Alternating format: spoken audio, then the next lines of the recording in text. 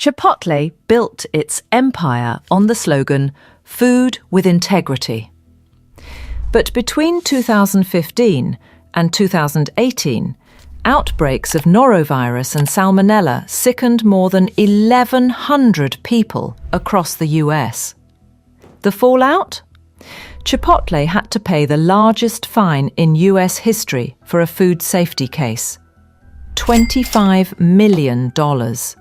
Today, we're going behind the menu to find out what went wrong, how they got caught, and whether things really changed. It all started in 2015. In Simi Valley, California, a Chipotle employee came to work sick, leading to a norovirus outbreak that infected 234 people. That same year, in Boston, another employee worked while sick, and 141 people, including college students, fell ill. Then, in 2018, over 700 people in Ohio reported vomiting and diarrhea linked to Chipotle's food. These weren't isolated mistakes. They revealed systemic failures in Chipotle's food safety protocols. In April 2020, Chipotle agreed to pay $25 million to resolve criminal charges for violating the Food, Drug and Cosmetic Act. Prosecutors said Chipotle failed to ensure its employees followed food safety practices, like keeping sick workers away from kitchens and maintaining safe temperatures. And this wasn't just a fine. It was a deferred prosecution agreement. The charges would be dropped only if Chipotle overhauled its safety programs and complied with strict monitoring.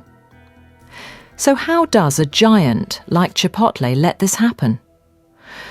Prosecutors pointed to pressure on employees, understaffing, strict scheduling, and lack of training.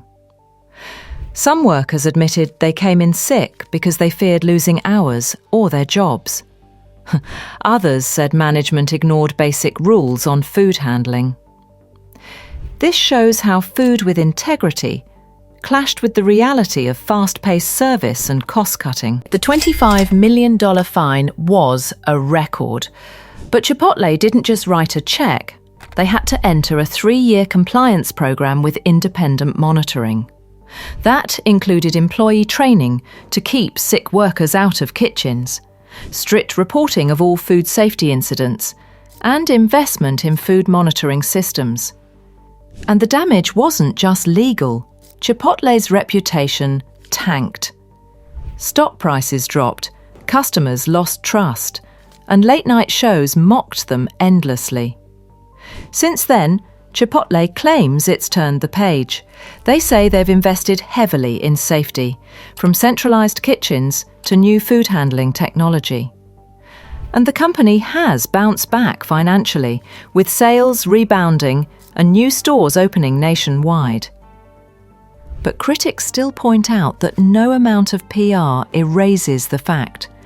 More than 1,100 people got sick, and the company only changed under legal threat. This case set a new standard.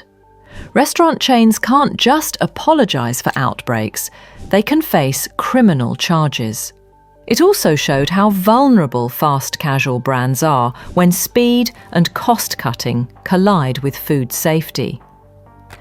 So the next time you grab a burrito bowl, remember, those gloves, those hand-washing rules, that employee sick leave policy, they're not just corporate box checking.